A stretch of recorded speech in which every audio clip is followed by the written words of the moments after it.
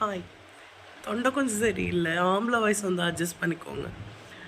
I just felt that gossiping with your girlies is normal, usual. Gossiping with your amma and பெரியம்மா அது next level. But gossiping with your boys gang is different. உங்களுக்கே தெரியாத நிறைய information அவனுங்க கொண்டு வருவானுங்க.